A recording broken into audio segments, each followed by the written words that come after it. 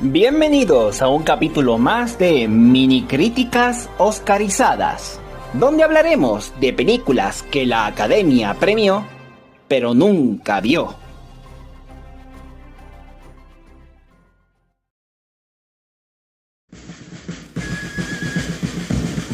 Pandillas de Nueva York.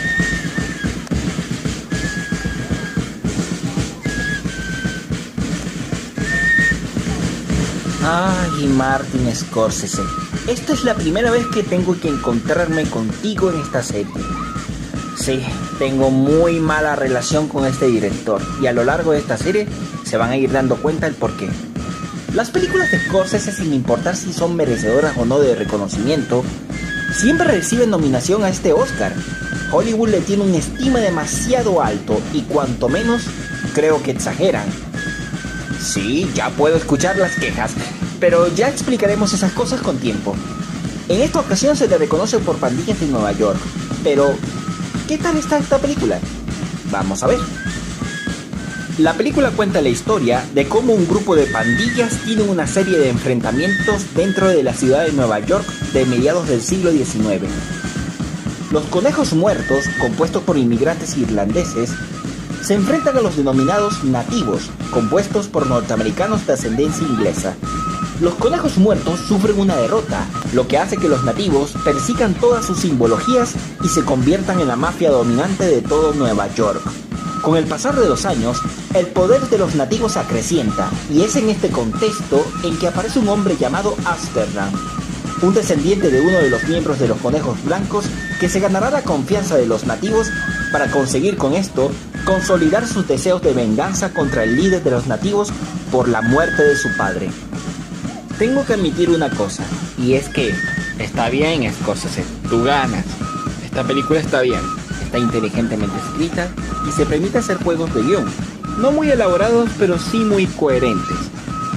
La película es interesante, entretenida y atrayente, construye una historia muy bien contada sobre cómo el poder de las pandillas dominaba en Nueva York en el contexto de la película, donde, sin ninguna sorpresa, siendo Estados Unidos, hay conflictos raciales y culturales. La película se ambienta muy bien en este escenario, con un buen retrato de la Nueva York de la época, gracias a un gran despliegue de su diseño de producción, consiguiendo con esto una ambientación de época bastante sólida y vistosa. La historia está especialmente centrada en cómo una de las pandillas tienen a las otras sometidas, al punto que tienen cancelada a una de ellas casi que por ley, reflejando el gran poder e influencia que incluso tenían a nivel político, casi como una tiranía que extrañamente mucha gente adora. La película tiene una muy buena construcción de personajes que se amoldan a su buen desarrollo de guión, especialmente la historia de Amsterdam, el protagonista de la película, interpretado por un sólido Leonardo DiCaprio, donde interpreta a un hombre que tiene que aprender a afrontar los desafíos que se le ponen al frente, especialmente cuando tiene que mezclarse entre los mafiosos rivales. Con él lo acompañan otros personajes muy bien desarrollados, como el personaje del carnicero, un excéntrico hombre, líder de la banda de los nativos, magistralmente interpretado por Daniel Day-Lewis, un personaje que además tiene un interesante desarrollo de su perfil psicológico. Cabe destacar también al personaje de Jenny, un personaje carismático e interesante, interpretado muy bien por Cameron Díaz, posiblemente una de las mejores interpretaciones de su carrera.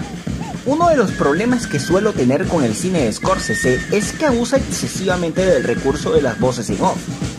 Como es un director que considero limitado en sus recursos, suele adolecer de una narrativa cinematográfica elaborada, compleja o compositiva, razón por la que lo considero un director sobrevalorado, y más bien lo considero un director básico, lo que explica por qué recurre tanto a este recurso. Todo el tiempo parece necesitar que los personajes estén todo el metraje hablando pistoladas muchas veces sin que nada de lo que diga la voz en off tenga relación con la escena. En esta película existe ese recurso, pero por suerte no abusa de él. Scorsese utiliza una narrativa cinematográfica más bien sencilla, pero sólida en esta película. Y por momentos aquí sí permite que el espectador procese las escenas y las medite, cosa que pocas veces hace este director. Incluso, pese a que su guión no es muy elaborado, a veces muestra momentos de lucidez, sobre todo a la hora de jugar con las escenas del pasado y el presente. La película es larga y dura casi 3 horas, pero el metraje no se hace pesado. La película se permite hacerse interesante mediante una narrativa ágil, donde el centro del conflicto entre las pandillas hace que hasta haya elementos políticos y sociales, e incluso conflictos y demonios internos en los personajes muy bien contados en pantalla, y que se cuentan mediante una narrativa hábil y atractiva. En fin, Pandillas de Nueva York. La verdad, y hablando con sinceridad, es muy buena película, una película sólida, bien producida y muy bien filmada, con una puesta de escena quizás no fuera del otro mundo, pero sí lo suficientemente funcional como para contar muy bien su historia. No será de las mejores películas que se pueden ver, pero sí es una excelente película. Vale, está bien Scorsese, pasaste la prueba esta vez. Para mi desgracia esto no va a ser así siempre. Pero a Pandillas de Nueva York, yo la apruebo.